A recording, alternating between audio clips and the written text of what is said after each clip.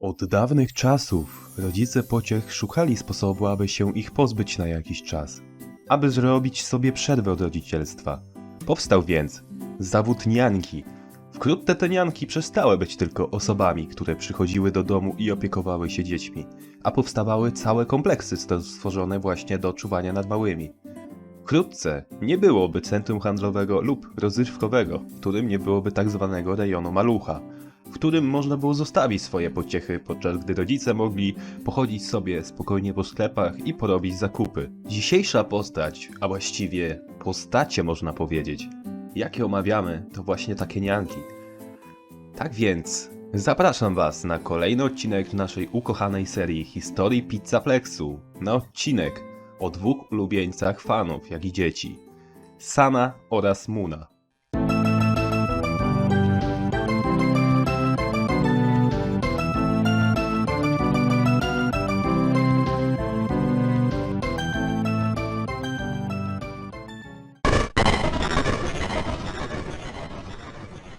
Zanim jednak przejdziemy do właściwej historii, warto nadmienić wygląd naszych ukochanych bohaterów, abyśmy wiedzieli, o czym mówię. Zacznijmy od jasnego wariantu opiekuna przedszkola, jakim jest San.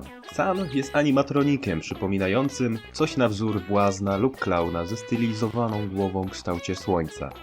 Posiada białe oczy i szeroki uśmiechnięty wyraz twarzy, z jasno-beżową stroną twarzy zakrywającą nad drugą kolorową połową i zachodzącą na nos, stojący się półksiężycem. Jego głowa ma kolce na obwodzie, które przypominają promienie słoneczne.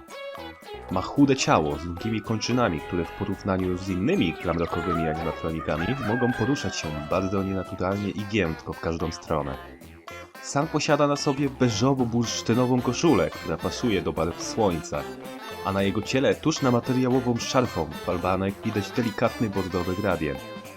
Nasz opiekun przedszkola nosi także pomarańczowe buty, przypominające elfy, z symbolem gwiazdy na zewnętrznej stronie butów, jak i z symbolem księżyca po wewnętrznej stronie. Teraz czas omówić mroczniejszą wersję opiekuna, czyli Moon. Podobnie jak jego dzienny odpowiednik, jest animatronikiem o tematyce błazna, tym razem z głową przypominającą uśmiechnięty półksiężyc. Promienie na jego twarzy chowają się, a jego słoneczna strona staje się czarna, aby dorównać prawej stronie, która staje się biała. Jego tułów nosi kolory zarówno srebrne, jak i czarne, a na piersi znajdują się dwa guziki, reprezentujące guziki od piżamy. Na głowie nosi czapkę do spania w kolorze niebieskim ze wzorem w jasno-żółte gwiazdki, a na koniec czapki ozdobiony jest złotym dzwonkiem. Ma niebiesko-złote falbanki na szyi i nosi bufiaste niebieskie spodnie ozdobione żółtymi gwiazdami, identycznymi jak San. Jego buty są nadal pomarańczowe z symbolem księżyca i gwiazd, a na nadgarstkach ma te same bordowe wstążki i złote dzwonki, a na jego plecach znajduje się również mały zatrzask, który można podłączyć do haczyka, co pozwala mu na dodatkową mobilność w powietrzu. Skoro już omówiliśmy ich wygląd, pora przejść do ich historii, a bynajmniej tej historii, którą znamy książek oraz gry. Historia naszych opiekunów rozpoczyna się jeszcze w oryginalnym Pizzaplexie, jaki znamy książki. Wtedy nawet jeszcze nie posiadali fizycznych form, byli więc hologramami, które można było zobaczyć na scenie w starym Pizzaplexie. To urządzenie, które potrafiło emitować hologramy zarówno Sana, jak i Moona, można było kupić za dosyć pokaźną sumkę w sklepach w starym Pizzaplexie. Na potrzeby nowego fast teatru, który powstał już w nowej lokacji, postanowiono jednak stworzyć fizyczną reprezentację hologramu. Więc powstał animatronik, który miał pełnić dwie role radosnego i przyjaznego Sana oraz mrocznego i strasznego Moona.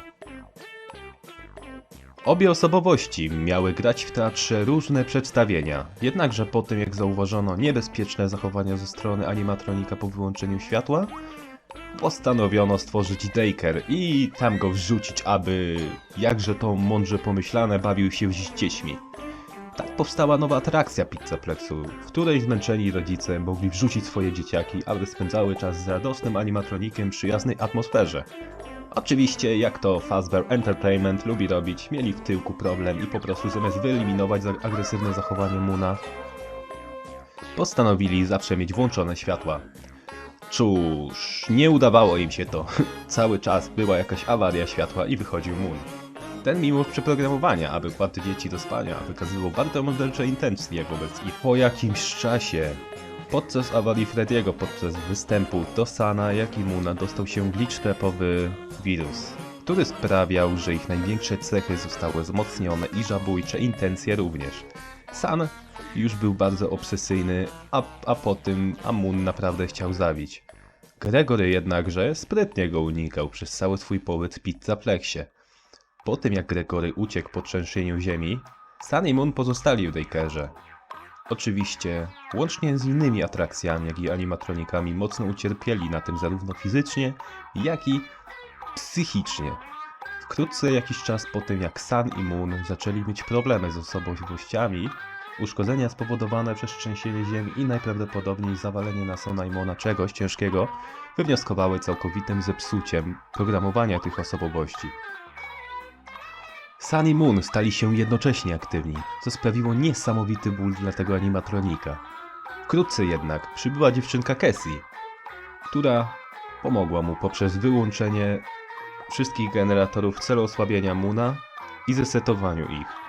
Po resecie San i Moon łączą się ostatecznie w Eclipse, przechodzą w tak zwany Safe Mode i od razu zauważają zagrożenie. Po tym jak zauważą zagrożenie w Safe Modzie, od razu przenoszą Cassie, aby nie przebywała w tej lokacji zawalonej. Po tym niestety nie wiemy jednak co dalej się dzieje. Prawdopodobnie Eclipse czeka nadal w niszczowym Pizzaplexie i będzie tak stał wieczność. Aż oczywiście budynek zostanie rozebrany w końcu, albo wykończy się energia. Wspominając o tym, aż przypomina mi się Spinel ze Stevena Universe. No cóż, to tyle by było z tego materiału. Dzięki za oglądanie i widzimy się w następnym odcinku. Jeżeli chcecie następny odcinek, to postarajcie się tutaj dobić około chociaż 300 wyświetleń, bo jednak trochę pracowałem nad tym materiałem. Jeszcze raz dzięki za oglądanie i widzimy się w następnym odcinku.